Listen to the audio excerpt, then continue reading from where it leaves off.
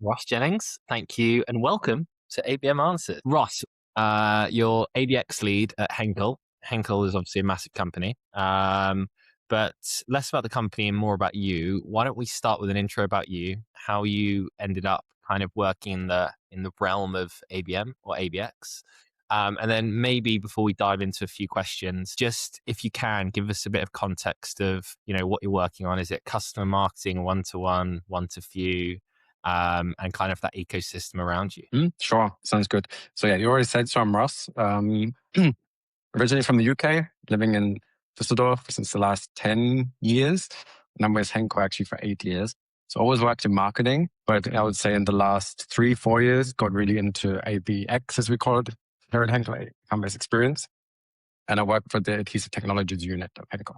So we have a consumer brand group and an adhesive technologies, which is primarily B2B focused. So I'm basically looking after the industrial and electronics areas. So anything from semiconductor packaging through to consumer devices, data and telecom industries. So really fast moving areas. I'm working there with the teams globally and with the different business units we have. So I purely got down that route by chance into a pilot that Henkel was running.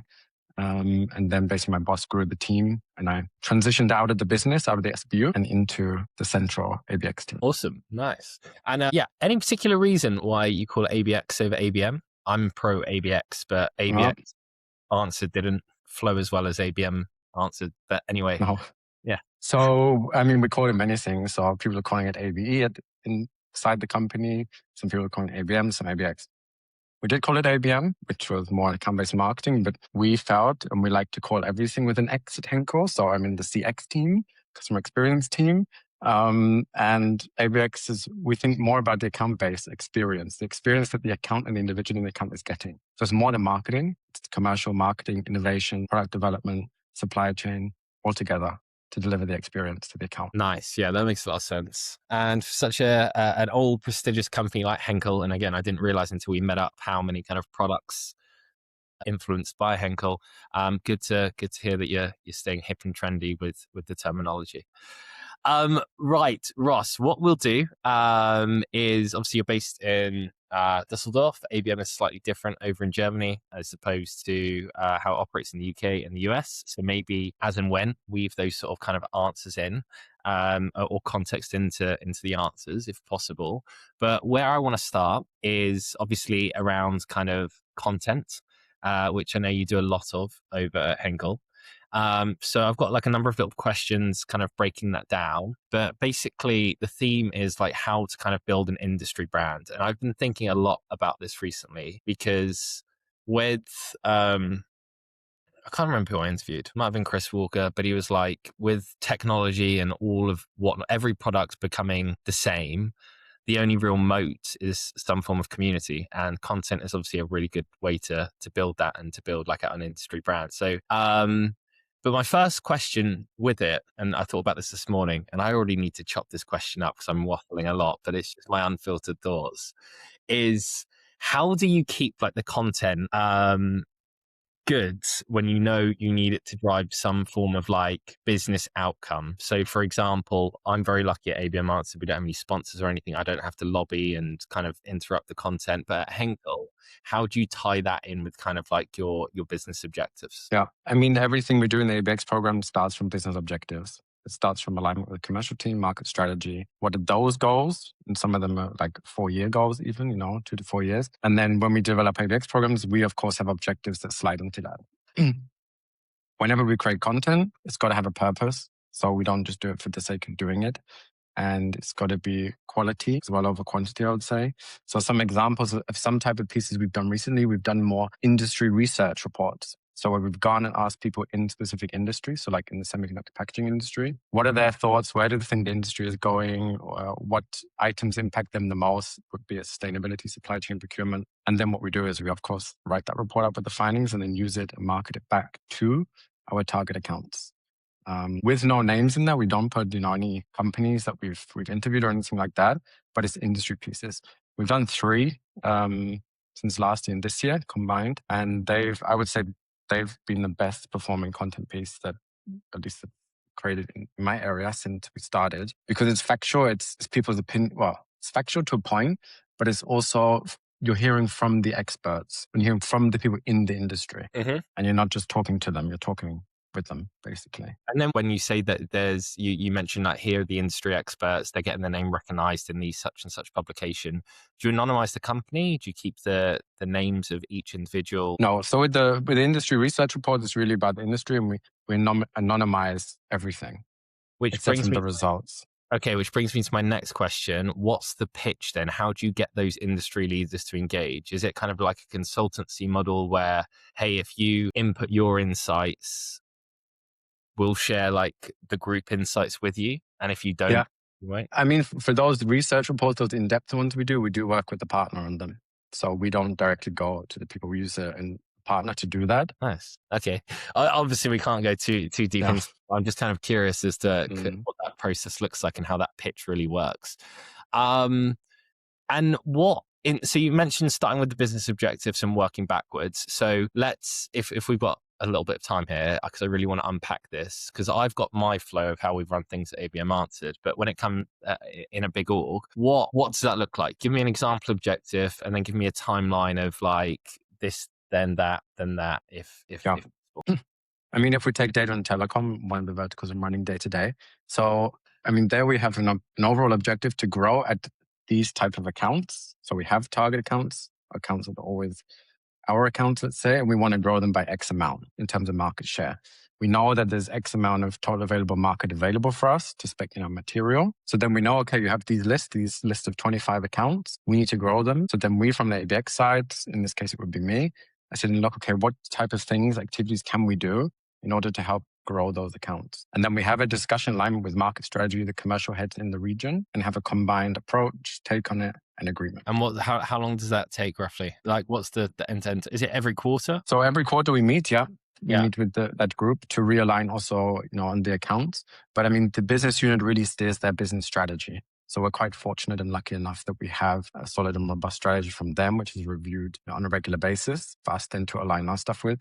But I mean, especially me, I'm in communication with the commercial team on a regular basis, once a month, at least with our commercial heads. And then with our key account managers, we talk to them every 2 to 3 weeks. And our teams are spread out. So we're looking at California, Shanghai, and Europe. So Yeah. it's about talking with them and obviously being in touch all the time. And even flying out to China, eh? For meeting them in person. Sometimes.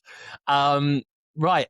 What have been like the biggest hurdles with creating content or unexpected things that have come up, which, maybe you didn't anticipate being so hard? I mean, so it's definitely speed. So speed of creating some of the content does take up to 6 months, some of the content pieces.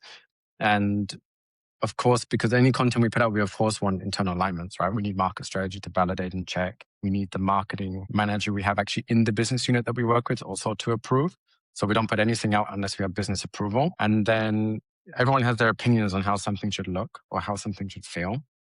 Interesting. So, yeah. And I would say I'm quite open-minded and creative in that sense. So I like us to do things and create. When I talk about content, it can be, white papers, research reports, magazine stuff, or also immersive experiences, which we're working on now, for example. It needs to be something which stands out and is unique and different. So I think the reviews and the back and forth and the cycles does take some time. And we're trying to improve that always because we need to speed up with content production. Yeah. That's a good point. I never thought of that. But when we, like a couple of years ago, when we worked with some bigger companies like VMware and Vodafone and stuff, as soon as it got to brand, like we were flying and then it gets to brand, like there's all these little tiny things. So it's good to know that it wasn't just me is the variable, and that's a big company thing altogether. Right. Okay. And then one of my questions obviously was like, how do you earn the right to kind of speak to like a deeply technical audience with like the stuff that you're doing? And I don't know, are you a specialist in this stuff before or prior to that, or have you just been? No. So the company I was at before, Henkel, was actually a bathroom company.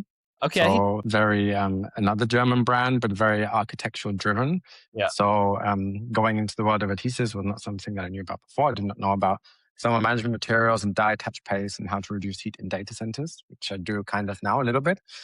But to your question, how do we earn the right to speak to the technical audience? I mean, for me, it's all about being open and understanding their needs and challenges and having the expertise. So at Henkel, we have amazing application engineering teams, which have a lot of expertise in the different fields, in the different industries. And that, when we speak to our customers, that's appreciated.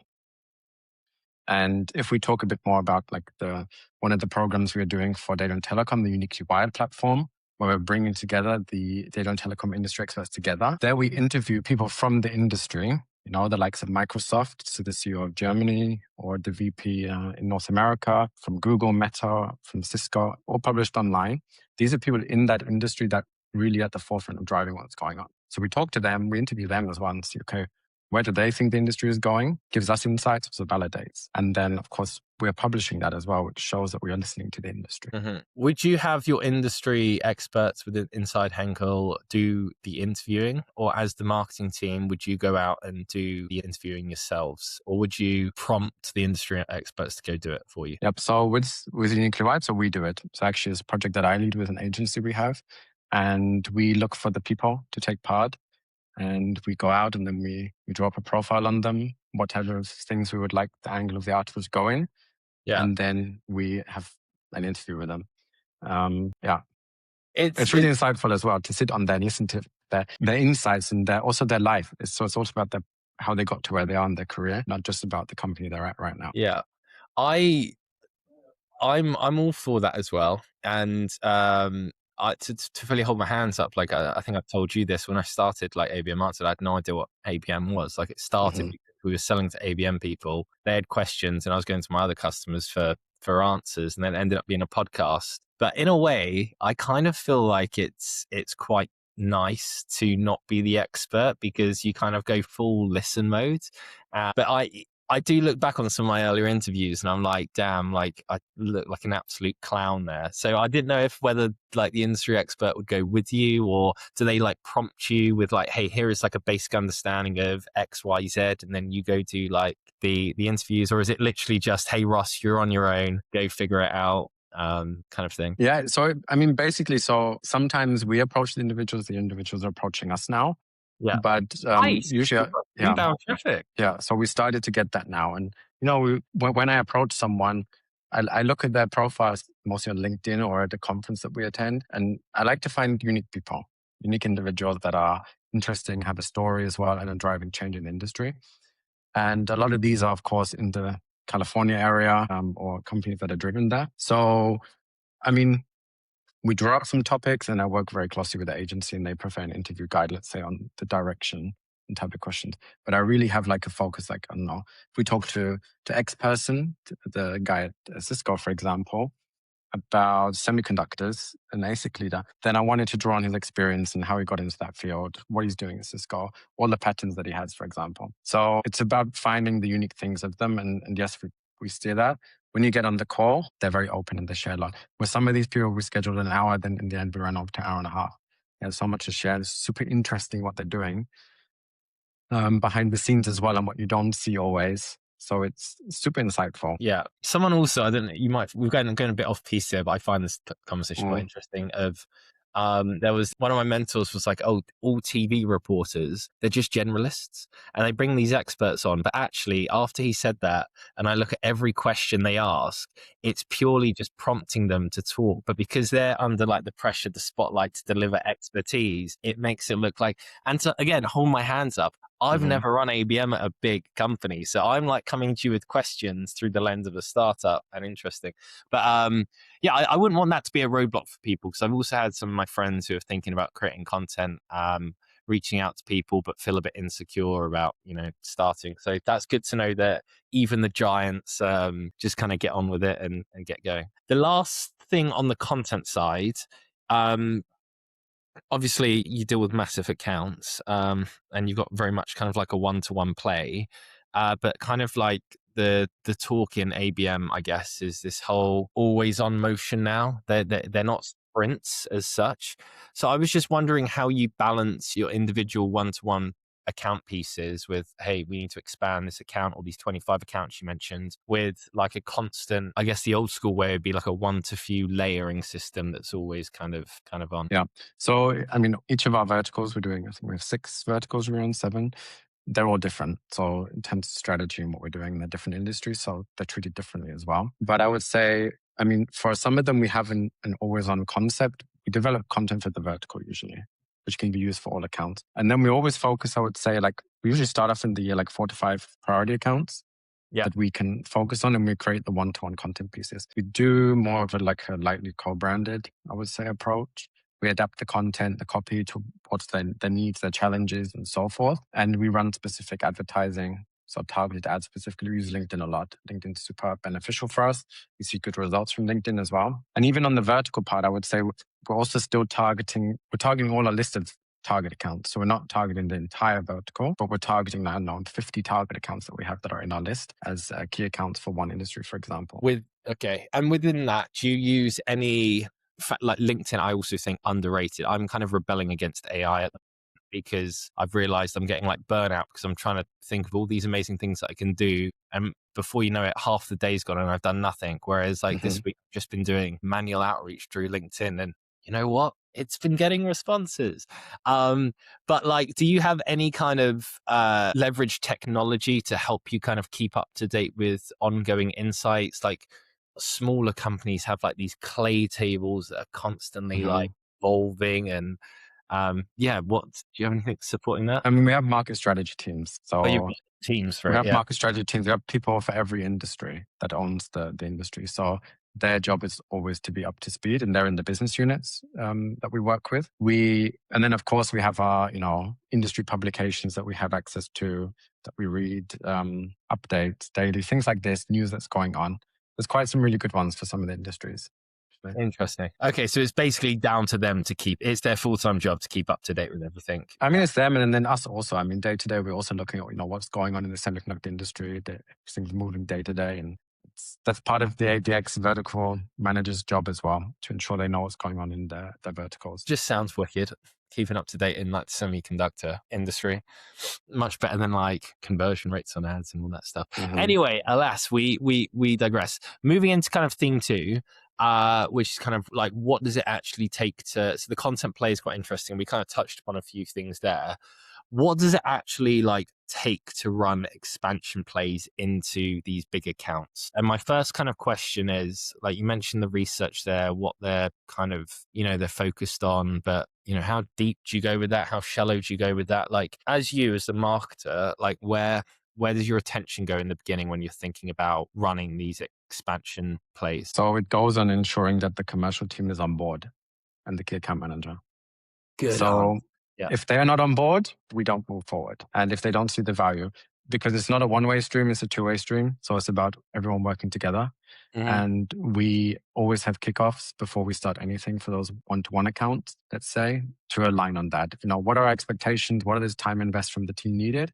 And what are they going to get out of them? So we have a lot of results now after 4 years that we can show positive impact to the different verticals. And I think that's key to get them on board.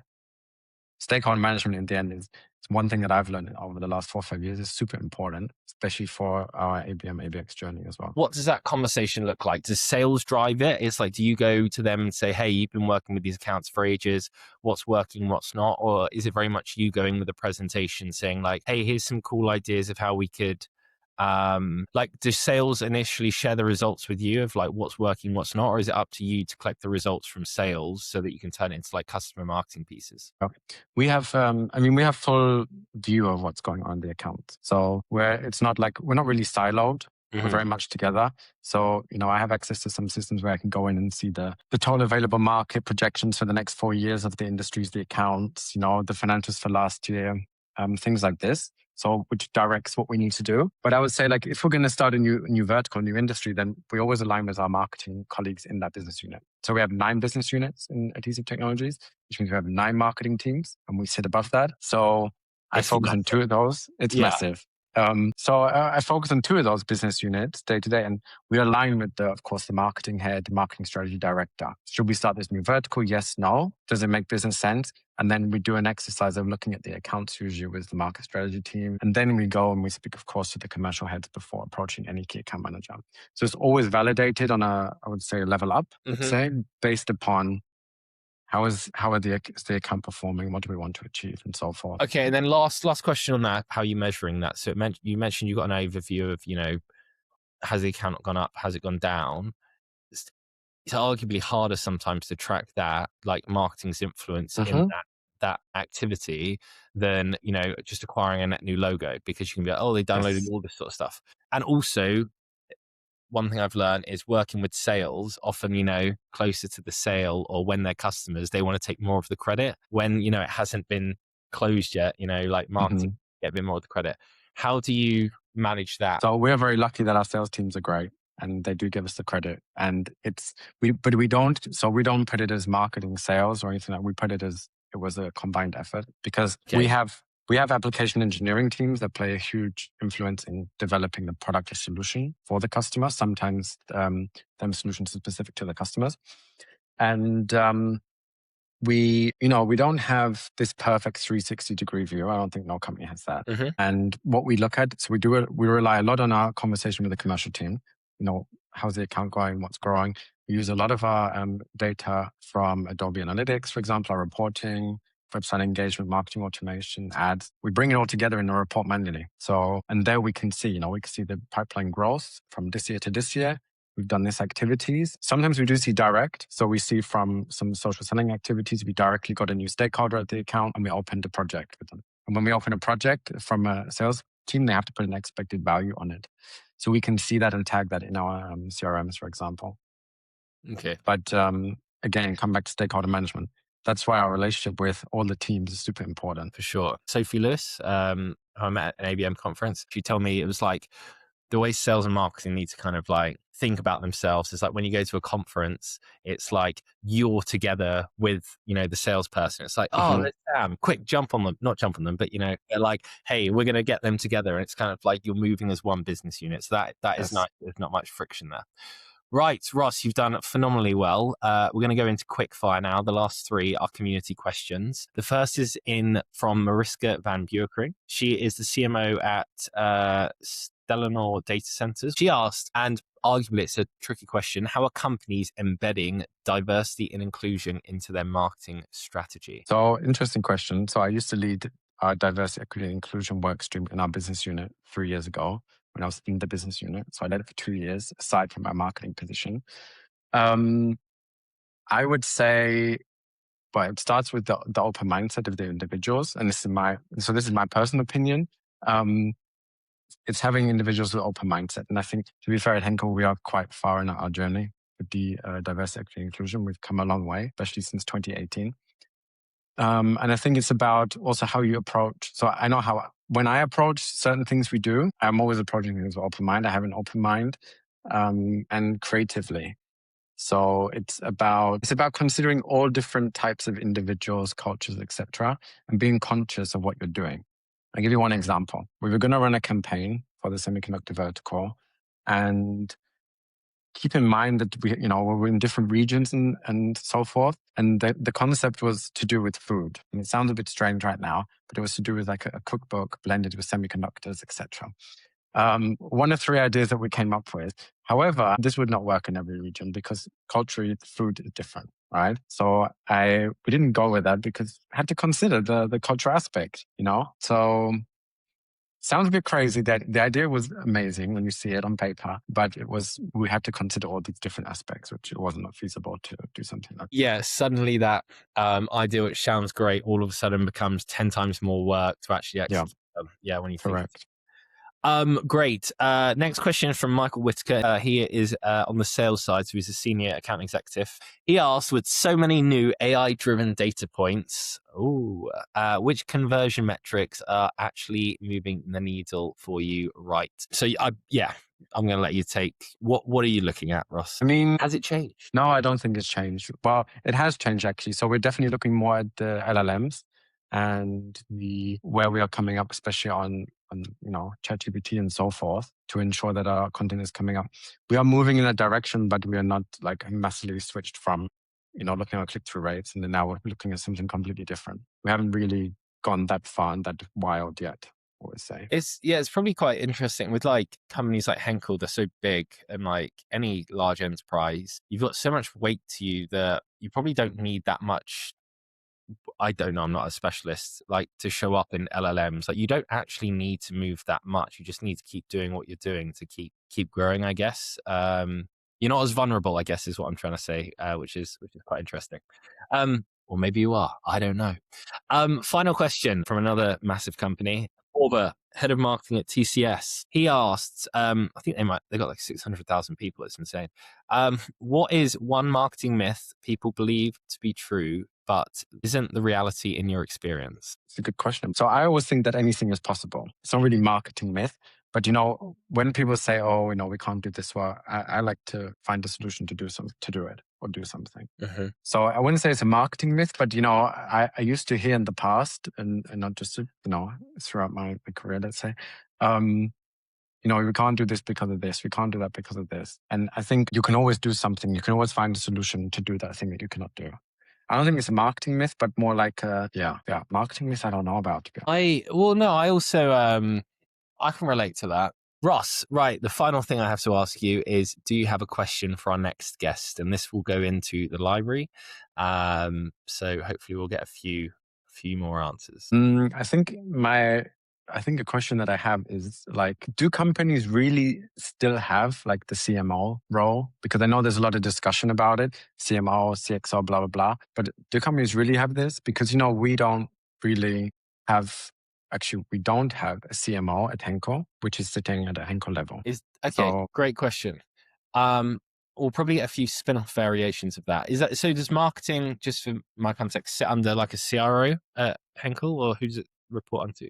We have like a senior vice president, for example. Okay, cool. All right, yeah, for the CMO. Let's see, because carry on. Because Henkel, we have a Henkel and a Henkel board, right? But there's no one on the board looking after marketing for Henkel as a whole. It's then split, I would say, down into the business units. But I'm always curious, especially with big companies, maybe I don't know how many you speak to that have all these other brands like we do under our parent group. But if there is someone really sitting there at the top that's taking care of multiple, like holistic direction and like backing up marketing, let's say, And I'm going to push you harder on this. What's kind of like what are your thoughts on it? Like the underlying emotion. Do you feel like you get like enough, not in, I don't know, like you kind of want a voice on said board, I guess, or like who manages the voice of growth? Is it like a commercial person? Is it? So, my opinion is that every company should have someone on the board for marketing represented.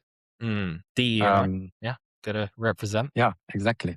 So I think, we have a good representation within adhesives and with what we do. Okay. But I think I'm thinking more like just curious from a more of a business standpoint, like these big organizations, corporates, have someone that really backs up marketing overall in the group. Yeah. But also you can see why that, there might not be like one, especially like ABM as well, especially it's like every customer is its own like branded activation. It's multiple different brands. The point of having one person there it will be physically impossible for them to kind of like have the mental capacity to oversee all of these brands. So like, anyway, I will ask the question and I will find people like Henkel to come on to do this.